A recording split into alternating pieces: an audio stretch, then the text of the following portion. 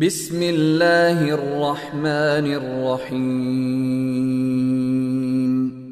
ഞാൻ 4 കൊല്ലം മുമ്പ് ഖത്തറിൽ ഒരു വിസിറ്റിന് പോയി. അപ്പോ ഇവിടെ ISRO സയന്റിസ്റ്റ് ആയിട്ട് വർക്ക് ചെയ്ത ഒരു അബ്ദുസലാം ഉണ്ട്. അദ്ദേഹം ഇന്ന് അബുദാബി ഡിഫൻസിന്റെ ഹെഡാണ്. അന്ന് ഖത്തറിലാണ്. അയാളുടെ വീട്ടിലേക്ക് എന്നെ ഭക്ഷണം കഴിക്കാൻ വേണ്ടി ക്ഷണിച്ചു രാത്രി അത്താഴത്തിന്.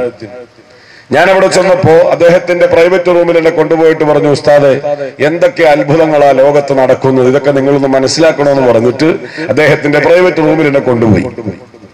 എന്നിട്ട് ആ പ്രൈവറ്റ് റൂമിൽ കയറി അദ്ദേഹം ഒരു കമ്പ്യൂട്ടറിന്റെ ബട്ടണിൽ ഇങ്ങനെ കൈമർത്തുമ്പോ ഖത്തറിലെ വലിയ വലിയ സൂപ്പർ മാർക്കറ്റുകളുടെ ഗോഡൌണുകൾ. എന്നോട് ചോദിച്ചു, ഉസ്താദിന് എന്ത് ഭക്ഷണം വേണം? ഞാനിങ്ങനെ അറിയാവുന്ന, ആദ്യമായിട്ട് ഖത്തറിൽ പോകണമല്ലോ, എല്ലാത്തിന്റെ പേരൊന്നും അറിയില്ലോ, ഇങ്ങനെ ചിലതൊക്കെ ഇങ്ങനെ തൊട്ട് കാണിച്ചു കൊടുത്തു. ഒരു 5 മിനിറ്റ് കഴിഞ്ഞപ്പോ ഈ വിഭവങ്ങളൊക്കെ റൂമിലെത്തി.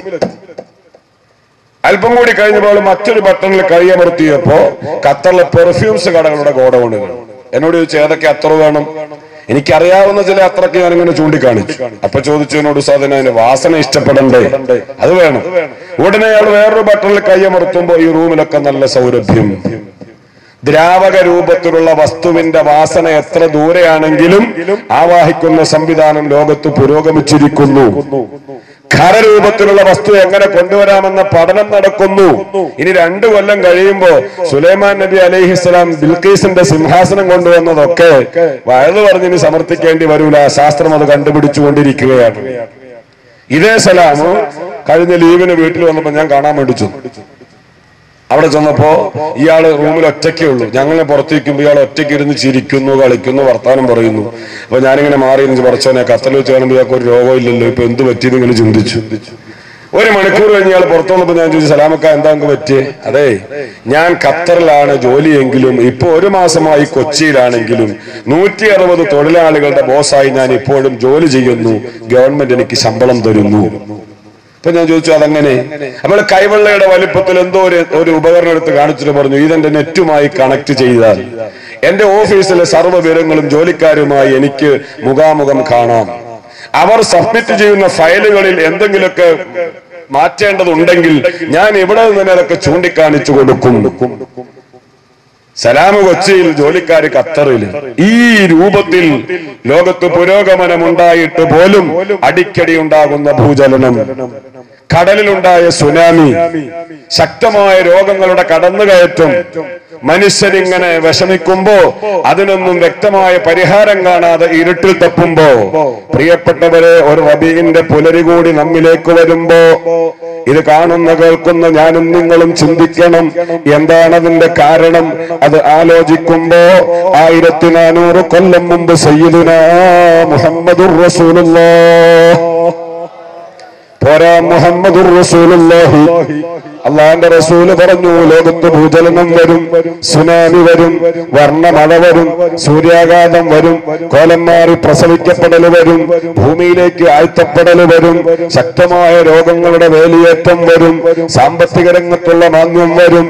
അങ്ങനെ അവസാനം ജനങ്ങൾ ഇങ്ങനെ ജീവിക്കുന്നു എന്നല്ലാതെ ഈ പ്രപഞ്ചത്തോട് തന്നെ വിരക്തി ഉണ്ടാകുന്ന ഒരവസ്ഥയിലേക്ക് മനുഷ്യന്റെ മനസ്സുയരുമെന്ന് നബിതങ്ങൾ പഠിപ്പിച്ചെങ്കിലും അതേ നബിതങ്ങൾ അതിന്റെ കാരണം പറഞ്ഞത് സാമ്പത്തിക രംഗത്തുള്ള കുറവല്ല, വിദ്യാഭ്യാസ രംഗത്തുള്ള അഭാവമല്ല, ശാസ്ത്ര സാങ്കേതിക രംഗത്തുള്ള മികവിന്റെ കുറവല്ല, അംഗബലത്തിലുള്ള കുറവല്ല. പിന്നെ എവിടെയാണ് കുറവെന്ന് അള്ളാന്റെ റസൂല് തന്നെ പറഞ്ഞിട്ടുണ്ട്. ഈ ദുരന്തങ്ങളും രോഗങ്ങളൊക്കെ വന്നത് മനുഷ്യന് സാമ്പത്തികമായി പിന്നോക്കം പോയത് കൊണ്ടാണോ? ആണോ? അല്ല. മുസ്ലിമീങ്ങൾ ഇന്ന് മാക്സിമം എല്ലാവരും നല്ല പൈസ ഉള്ളവരാണ്. ആഗോളതലത്തിൽ ചിന്തിച്ചാൽ ഏറ്റവും വലിയ സമ്പന്നം മുസ്ലിമാണ്.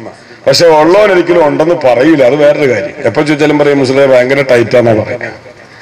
അടുത്ത കൊല്ലം ചിന്തിച്ചവര് കഴിഞ്ഞ കൊല്ലമൊക്കെ കച്ചവടം വലിയ കുഴപ്പമുണ്ടല്ലോ, ഇക്കൊല്ലം ഭയങ്കര ടൈറ്റാന്ന്.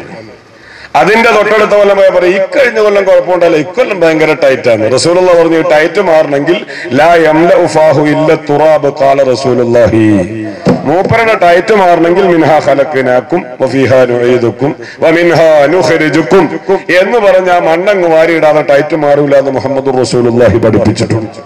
മൊത്തത്തിൽ നോക്കുമ്പോ ഇന്ന് നല്ല സമ്പന്നന്മാര് മുസ്ലിമീങ്ങളാണ്.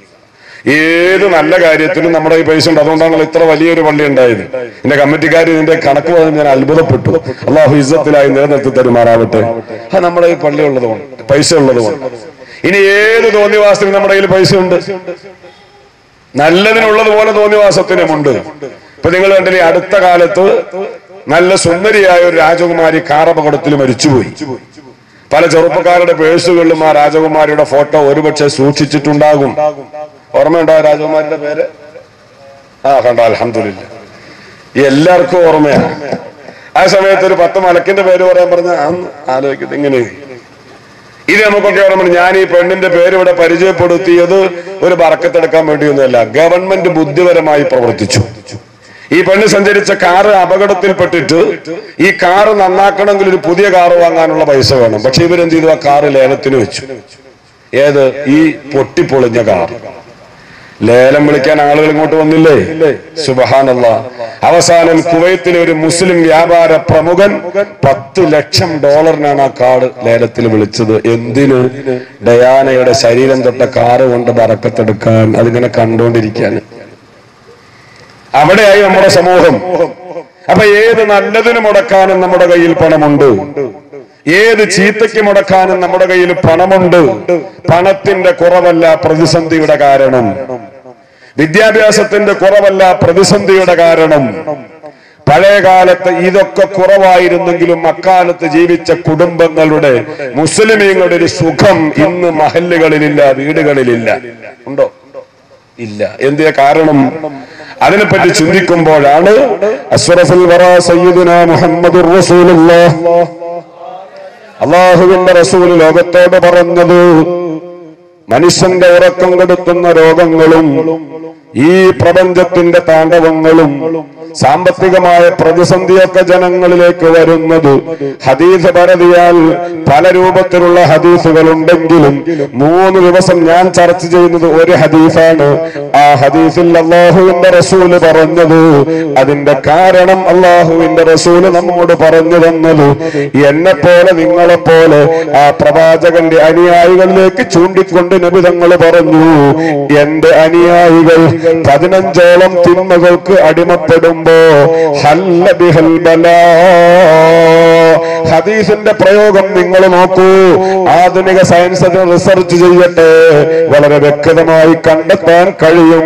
ഒന്നിന് പിന്നാലെ മറ്റൊന്നായി മനുഷ്യന്റെ ഉറക്കം കെടുത്തുന്ന പരീക്ഷണങ്ങൾ പ്രപഞ്ചത്തെ ത്രസിച്ചുകൊണ്ടിരിക്കുമെന്ന് സയ്യിദുനാ മുഹമ്മദുർ റസൂലുള്ളാഹി ലോകത്തോട് പരിചയപ്പെടുത്തുകയാണ്. ഈമാനുള്ള എന്റെ യുവാക്കളോട്, പ്രിയമുള്ള എന്റെ യുവതികളോട്, കാലം വളരെ മലീമസമാണ്. ഈ ഭൂമി നാശത്തിലേക്ക് അടുക്കുന്നതിന്റെ സൂചനകൾ മുഴങ്ങി തുടങ്ങി. ഷൂമാക്കർ ലവി വ്യാഴഗ്രഹത്തിൽ വന്നിടിച്ചപ്പോ സയന്റിസ്റ്റുകളുടെ ചർച്ച എന്താണ്? ഇതിനേക്കാൾ വലിയ ഗോളങ്ങൾ സഞ്ചരിക്കുന്നുണ്ട്. പൊട്ടിത്തെറി സ്വാഭാവികമാണ്. ഒരു പന്ത് മുകളിലേക്ക് എറിഞ്ഞാൽ താഴോട്ട് വരുന്നു. സ്കൂളിൽ നമ്മൾ പഠിച്ചു ഭൂമിയുടെ ആകർഷണ ബലമാണ്. ഇന്ന് മതമുള്ളവനും ഇല്ലാത്തവനും പറയുന്നു ആ ആകർഷണ ബലം കുറഞ്ഞു വരുന്നു, ഭൂമി നാശത്തിലേക്ക് അടുക്കുന്നു. അല്ലാഹുവിന്റെ റസൂൽ പറഞ്ഞു, മുസ്ലിമിന്റെ പേര് ധരിച്ച ആണ് പെണ്ണുങ്ങള് 15ഓളം തിന്മകൾക്ക് അടിമപ്പെടുമ്പോ ഹല്ല ബിഹൽ ബലാ, രോഗം അവനെ വേട്ടയാടും. അവനെ മാത്രമല്ല, ഈ പ്രപഞ്ചത്തിൽ ജീവിക്കുന്ന കാലികൾക്ക് അതുകൊണ്ട് ബുദ്ധിമുട്ട് വരും. ഈ പ്രപഞ്ചത്തിലെ വൃക്ഷലതാദികൾ കരിഞ്ഞുണങ്ങും. മത്സ്യം, ഇതാ വെള്ളത്തിൽ ഒളിയിടുന്ന മത്സ്യങ്ങൾക്ക് പോലും പ്രതിസന്ധിയാണ്. ഇനി ഒരു ന്യൂനതയുമില്ലാതെ ജീവിക്കുന്ന ആളുകൾക്ക് പോലും ഈ അയൽവാസിയുടെ വഴിവിട്ട ജീവിതത്തിന്റെ പേരിൽ പരീക്ഷണം അനുഭവിക്കേണ്ടി വരുമെന്ന് നബി തങ്ങൾ പറഞ്ഞെങ്കിൽ അല്ലാഹുവിന്റെ റസൂല് പറഞ്ഞ 15 കാര്യങ്ങൾ ഉസ്താദുമാരിൽ കേട്ടതുപോലെ ചെറിയ രൂപത്തിൽ അവതരിപ്പിക്കണമെങ്കിൽ ഒരു 10 ദിവസം ചുരുങ്ങിയത് വേണം. അല്ലാഹുവിന്റെ റസൂൽ സല്ലല്ലാഹു അലൈഹി വസല്ലമ തങ്ങൾ ഈ പ്രപഞ്ചത്തിൽ ഉണ്ടാകുന്ന പ്രതിസന്ധിയിലേക്ക് വിരൽ ചൂണ്ടിക്കൊണ്ട് പരിചയപ്പെടുത്തിയത് 15ഓളം തിന്മകൾക്ക് സമൂഹത്തിലെ സ്ത്രീ പുരുഷന്മാർ അടിമകളാകുമ്പോ ഹല്ല ബിഹൽ ബലാ, പരീക്ഷണങ്ങൾ അവരെ വേട്ടയാടും. ഒന്നിന് പിന്നാലെ മറ്റൊരു പരീക്ഷണങ്ങൾ ഇങ്ങനെ വന്നുകൊണ്ടിരിക്കും. ആ പരീക്ഷണങ്ങളാണ് നാം ഇന്ന് അനുഭവിക്കുന്നത്. ആ തിന്മ ചെയ്തവൻ മാത്രമല്ല ഈ പരീക്ഷണത്തിൽ ഭാഗവക്കാകുന്നത്. ഇവന്റെ തിന്മയുടെ പേരിൽ അള്ളാഹു നൽകുന്ന പരീക്ഷണം സമൂഹം മുഴുവനും അനുഭവിക്കേണ്ടി വരും. ഇപ്പൊ കടലില് ജീവിച്ച മത്സ്യങ്ങൾ വല്ലതും തെറ്റിയതിട്ടാണോ സുനാമിയിലൂടെ എത്രയാ ചത്തുപോയത്? മത്സ്യം വല്ല തെറ്റിയോ? ഇല്ലല്ലോ. പക്ഷെ മനുഷ്യന്റെ തിന്മയുടെ പേരിൽ അള്ളാഹു നൽകിയ പരീക്ഷണത്തിന്റെ പേരിൽ തെറ്റ് ചെയ്യാതെ മത്സ്യങ്ങൾ ചത്തൊടുങ്ങി, മൃഗങ്ങൾ ചത്തൊടുങ്ങി. ഈ പ്രപഞ്ചത്തിന്റെ സുരക്ഷിതത്വത്തിന് കാർബൺ ഡൈ ഓക്സൈഡ് വലിച്ചെടുത്ത് ഓക്സിജൻ നമുക്ക് സമ്മാനിക്കുന്ന വൃക്ഷലതാദികൾ കരിഞ്ഞുണങ്ങി. എന്തിന്റെ പേരിൽ? പ്രിയപ്പെട്ടവരെ, നാം ചെയ്തു കൂട്ടുന്ന തിന്മയുടെ പേരിൽ. ആ തിന്മകൾ പലതുമുണ്ടെങ്കിലും ഒരു ഹദീസിൽ നബി തങ്ങൾ 15 കാര്യങ്ങൾ എണ്ണി പറഞ്ഞിട്ടുണ്ട്. അതിൽ ഒരു 3-4 കാര്യം മാത്രമേ പറയാൻ നമുക്ക് ടൈം ഉണ്ടാകൂ. ഇൻഷാ അല്ലാഹ് ബാക്കി മറ്റെപ്പോഴെങ്കിലും പറയാമെന്ന് ഓർമ്മപ്പെടുത്തി. സയ്യിദുനാ മുഹമ്മദുർ റസൂലുള്ളാഹി 15 തിന്മകളിലേക്ക് വിരൽ ചൂണ്ടി. എന്തൊക്കെയാണ് ആ തിന്മ? ആദ്യമായി നബി തങ്ങൾ പറഞ്ഞത്, ആളുകളൊക്കെ നിസ്കാരത്തിൽ വളരെ പിന്നിൽ വരുമ്പോ കടുത്ത പരീക്ഷണം വരുമെന്ന് റസൂലുള്ളാഹി പറഞ്ഞില്ല. അങ്ങനെ ആ ഹദീസിലില്ല. ഇപ്പൊ നിസ്കാരക്കാർ കുറെയൊക്കെ നിസ്കരിക്കുന്നവരാണ്, വലിയ കുഴപ്പമൊന്നുമില്ല. ഈ സദസ്സിൽ വന്ന് നിങ്ങളൊക്കെ നിസ്കരിക്കുന്നവരാണ് എന്ന് തന്നെ ഞാൻ വിചാരിക്കുന്നു. അള്ളാഹു അങ്ങനെ ആക്കി തരട്ടെ. കാരണം ലന്നൂബിൽ മുഅ്മിനീന ഖൈറാന, മുഅ്മിനീങ്ങളെ പറ്റി നല്ലതേ കരുതാൻ പാടുള്ളൂ. അപ്പൊ വഴിയിൽ നിൽക്കുന്നവർ തന്നെയാന്ന് ഞാൻ സങ്കല്പിക്കുകയാണ്. പിന്നെ റസൂലുള്ളാഹി പറഞ്ഞു, ഓരോ കൊല്ലവും ഹജ്ജിന് ആള് കുറഞ്ഞു വരുമ്പോ പരീക്ഷണം ഉണ്ടാകുമെന്ന് ആ ഹദീസിൽ നബി തങ്ങൾ പറഞ്ഞില്ല. ഇപ്പൊ പഴയ കാലത്തേക്കാളേറെ ഹാജിമാരുടെ എണ്ണം കൂടി. പഴയ കാലത്തേക്ക് ഒരു മഹലിൽ നിന്ന് ഒരു ഹാജിയായി. ഇപ്പോഴോ ഒരു മഹലിൽ നിന്ന് 50-60 ഹാജിമാരാണ്. ഇനി റമദാനിൽ നോമ്പ് വരുമ്പോ, നോമ്പ് പിടുത്തത്തിൽ പിന്നിൽ വരുമ്പോ പരീക്ഷണം വരുമെന്ന് റസൂലുള്ളാഹി പറഞ്ഞില്ല. നോമ്പ് കാലത്ത് ആളുകളുടെ എണ്ണം അറിയാൻ മഗ്‌രിബ് കഴിഞ്ഞ് പള്ളിയിലുള്ള ഗ്ലാസും കോപ്പയ്ക്ക് ഒന്ന് പരിശോധിച്ച് നോക്കിയാൽ മതി എത്ര പേര് പങ്കെടുത്തു. അതിലൊക്കെ നോമ്പുകാരാണോ എന്നുള്ളത് കണ്ടറിയണം. അല്ലാഹു അലം, മിക്കവാറും അങ്ങനെ തന്നെ ആകുമെന്ന് കരുതാം. അപ്പൊ മഗ്‌രിബിന്റെ സമയത്ത് നോക്കിയാൽ അത്രയും ആളുകൾ തറാവീഹിനെ കാണുമല്ലോ. മറ്റൊരു കാര്യം വേറെ, ഏതാണെങ്കിലും നോമ്പ് തുറ സമയം സജീവമാണ്. അപ്പൊ മിക്കവാറും നമ്മൾ ധരിക്കേണ്ടത് എന്താണ്? ഇവരൊക്കെ നോമ്പുകാരാണ്, ഇവരൊക്കെ നിസ്കാരക്കാരാണ്, ഇവരൊക്കെ ഹജ്ജിന് പോയവരാണ്. ആരാധനാ മേഖലകളിലൊക്കെ സജീവമായി തോന്നാറുണ്ടെങ്കിലും ആ പഴയകാല സമൂഹത്തിനുള്ള ഒരു സുഖവും ആ കാലത്ത് പ്രപഞ്ചത്തിലുണ്ടായ ഒരു സമാധാനവും ഇന്നില്ലാതെ നരകയാതന അനുഭവിക്കുന്നു എങ്കിൽ അതിന്റെ കാരണം നബി തങ്ങൾ പറഞ്ഞത് നിസ്കാരമല്ല, നബി തങ്ങൾ പറഞ്ഞത് നോമ്പല്ല, നബി തങ്ങൾ പറഞ്ഞത് ഹജ്ജല്ല. ആദ്യമായി നബി തങ്ങൾ പരിചയപ്പെടുത്തിയത് ഈ സാമൂഹ്യ ജീവിതത്തിന് ഏറ്റവും അനിവാര്യമായ ഘടകം സമ്പത്താണ്. സമൂഹത്തിന്റെ സന്തുലിതാവസ്ഥ നിയന്ത്രിക്കുന്ന പ്രധാനപ്പെട്ട ഘടകം സമ്പത്താണ്.